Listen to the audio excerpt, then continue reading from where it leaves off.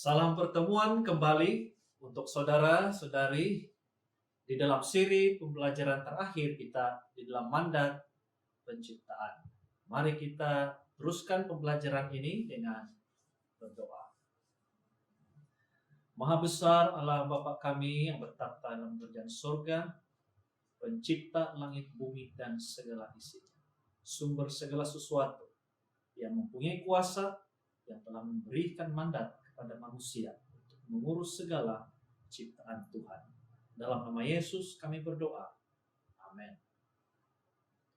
Kita telah belajar pelajaran yang sederhana daripada firman Tuhan pada minggu-minggu yang lalu, khususnya di dalam buku Kejadian pasal 1 dan juga Kejadian pasal 2, di mana kita telah mempelajari tentang mandat Allah kepada manusia akan ciptaannya. Nah, mandat Allah tersebut meliputi sesama manusia kepada Allah, manusia kepada manusia, manusia kepada hewan, apakah itu berada di udara, di darat, ataupun di dalam air. Juga kita telah mempelajari mandat Allah pada manusia dan juga kepada alam yang ada di sekitar kita. Nah, pada bahagian akhir pada malam ini, kita akan belajar apakah prinsip yang perlu kita pahami di dalam mandat penciptaan. Nah, di dalam Kejadian pasal 1, kita melihat di sana bahwa Allah merupakan sumber, Allah juga merupakan Allah yang berkuasa, yang mampu menciptakan daripada sesuatu yang tidak ada apa-apa kepada sesuatu yang ada. Di sana juga kita melihat bahwa daripada sesuatu yang sudah diciptakan itu, dia menciptakan sesuatu itu kepada sesuatu yang lain. Lalu sesuatu yang lain itu dia membuatkan segala sesuatu. Ini merupakan satu gambaran di mana Tuhan kita itu berkuasa, mempunyai otoriti. Dan dalam hal demikian meletakkan diri dia bukan saja sebagai Allah, tetapi dia adalah Raja.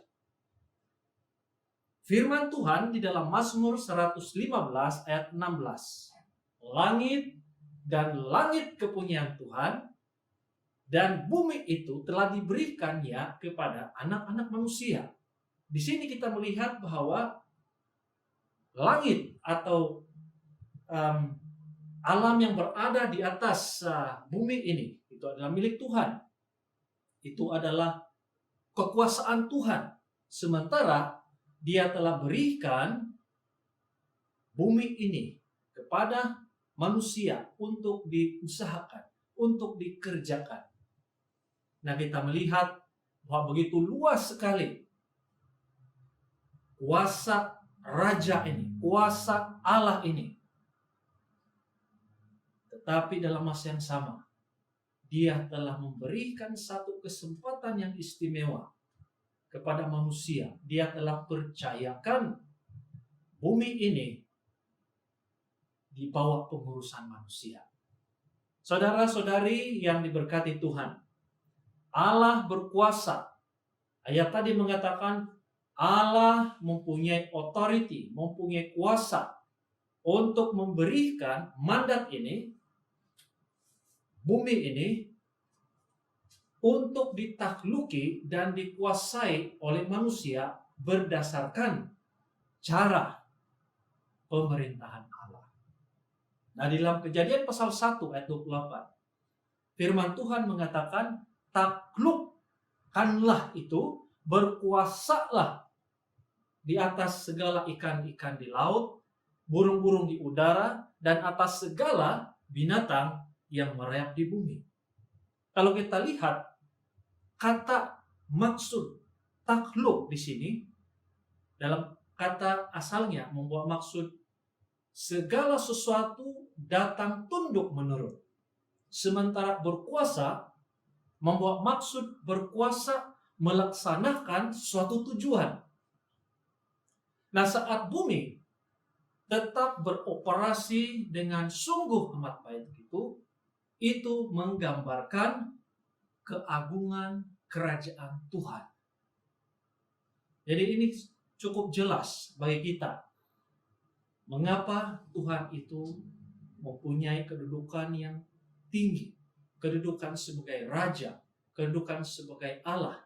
Dia mempunyai kuasa untuk segala sesuatu, dan dia telah memberikan kesempatan bagi manusia untuk mengurus bahagian di bumi ini. Nah, untuk mencapai tujuan tersebut, agar apa yang dia mandatkan berstatus sungguh amat baik, Tuhan telah menentukan cara agar bumi ini tetap berfungsi dengan sempurna.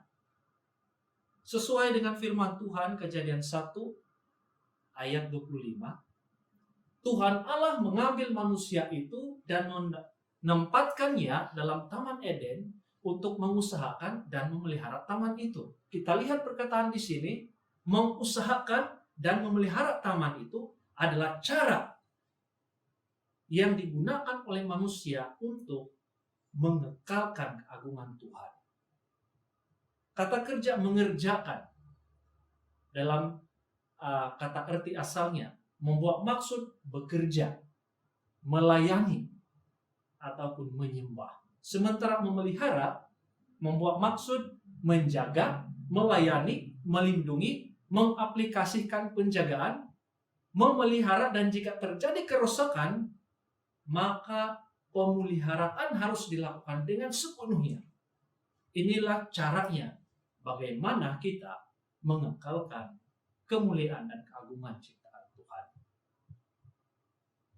Bagaimanakah manusia kelihatan berfungsi sebagai imam di sini? Oleh karena perkataan mengerjakan dan memelihara itu adalah sebahagian besar daripada fungsi sebagai seorang imam.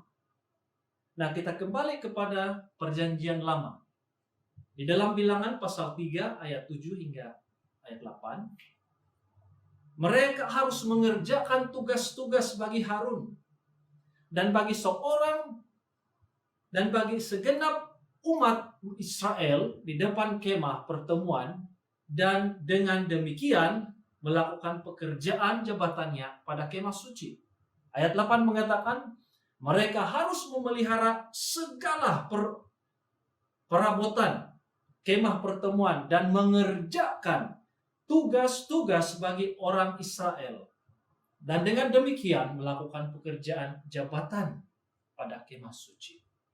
Nah, kita lihat di sini bahwa tugasan imam dalam Perjanjian Lama, mereka bekerja untuk menjaga kekudusan tempat penyembahan, memastikan tempat kudus beroperasi dengan teratur. Nah, bagaimana dengan zaman kita? Nah, sementara konsep hari ini manusia sebagai imam. Imam kepada apa? Imam kepada tempat di mana ciptaan Tuhan itu diletakkan. Kita perlu bekerja dan menjaga kesucian tempat di mana ciptaan Allah diletakkan. Memastikan alam semesta ini tetap berfungsi dengan sempurna.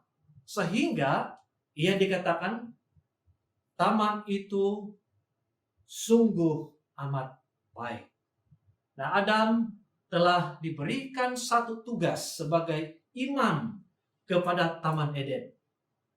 Taman Eden merupakan tempat yang suci. Dan Adam harus menjaga tempat itu supaya tetap sempurna. Nah, menjaga tempat suci merupakan usaha dan kerja yang boleh mengekalkan kesucian ciptaan tersebut. Kita lihat bahwa fungsi imam di dalam Perjanjian Lama itu ialah memimpin. Mereka menjalankan upacara penyembahan. Mereka memelihara kesucian tempat kudus. Sementara fungsi imam alam pada hari ini, yaitu kita manusia, memastikan bahwa alam semesta terurus dan tetap terpelihara sehingga berfungsi dengan sempurna agar suasana alam menggambarkan keagungan pencipta kita. Saudara-saudari yang dikasihi dalam Tuhan, kenapa perlu ada mandat? Kita tahu bahwa setan sudah berada di Taman Eden sebelum manusia jatuh. Allah telah tentukan siapa yang harus menjaga Taman Eden itu. Oleh karena ada yang mau merosakkan alam yang merupakan gambaran keindahan dan keagungan Allah. Oleh karena ada yang ingin merosakkan, maka Allah telah melantik, memberi kuasa kepada manusia itu untuk menjaga taman itu dengan konsisten dan tetap mengusahakan dan harus bekerja. Bukan sehari, bukan 2 hari, tetapi 6 hari. Supaya taman itu tetap berstatus sungguh amat baik. Jika keaslian, keindahan alam itu tetap terjaga dan suasana yang harmoni, maka kita akan lebih merasai kehadiran Allah di sekitar kita. Nah, mandat ini merupakan satu latihan buat Anda dan saya sebagai orang atau yang berstatus manusia, agar dapat membantu diri kita untuk lebih menjadi manusia. Nah, apabila kita tidak memelihara binatang, apabila kita tidak memelihara hewan, apabila kita tidak memelihara hidupan, sama ada di udara, di darat, atau di dalam air, kita belum menjadi manusia yang sebenar. Manusia yang sebenar adalah imam kepada alam, menjaga alam, mengurus alam. Jika orang itu masih membuang plastik di merata-rata tempat yang boleh mengancam hidupan air, yang masih membakar hutan, dan dengan sembarangan mengakibatkan pencairan ais di kutub utara dan selatan yang masih suka membuang atau membazir makanan sehingga meningkatkan pemanasan global, yang masih sengaja membazir sumber air bersih, maka orang itu belum lagi menjadi manusia. Sebab manusia yang Allah ciptakan itu adalah manusia yang mengusahakan dan memelihara taman itu. Kejadian 2 ayat 15. Firman Tuhan mengatakan, kamu ini adalah bangsa yang terpilih, imamat yang rajani, bangsa yang kudus, umat kepunyaan Allah sendiri, supaya kamu boleh memberitakan perbuatan-perbuatan yang besar dari Dia yang telah memanggil kamu keluar dari kegelapan kepada terangnya yang ajaib. Saudara-saudari yang dikasihi dalam Tuhan, bagaimanakah kita memberitakan perbuatan-perbuatan yang besar dari Allah? Sekali lagi, ayat daripada firman Tuhan yang kita selalu ulang-ulangi. Bagaimana kita dapat memberitakan perbuatan yang besar dari Allah? Kejadian 2 ayat 15. Tuhan Allah mengambil manusia itu dan menempatkannya dalam Taman Eden untuk mengusahakan dan memelihara taman itu. Saudara-saudari yang dikasihi Tuhan, mari kita memberitakan perbuatan-perbuatan yang besar dari Allah melalui mengusaha dan memelihara taman atau bumi yang Tuhan telah mandatkan kepada kita. Semoga Anda dan saya diberkati dengan siri pembelajaran mandat Allah yang sederhana ini, sehingga kita bertemu kembali. Mari kita bersatu di dalam doa. Ya Tuhan, Allah Bapa kami yang bertakhta dalam kerajaan surga, terpujilah Engkau, karena Engkau adalah penguasa, Engkau adalah sumber segala sesuatu, tetapi Engkau telah memberikan kesempatan, Engkau telah mempercayakan ciptaan Tuhan itu di bawah tanggungan manusia, di bawah pengurusan manusia di bumi ini. Sehingga kan Bila mana manusia dapat mengusahakan dan mengerjakan mandat ini, maka termulialah nama Tuhan. Maka segala sesuatu yang ada di dalam muka bumi ini akan menjadi sungguh amat baik. Terima kasih, Tuhan sudah memberkati kami.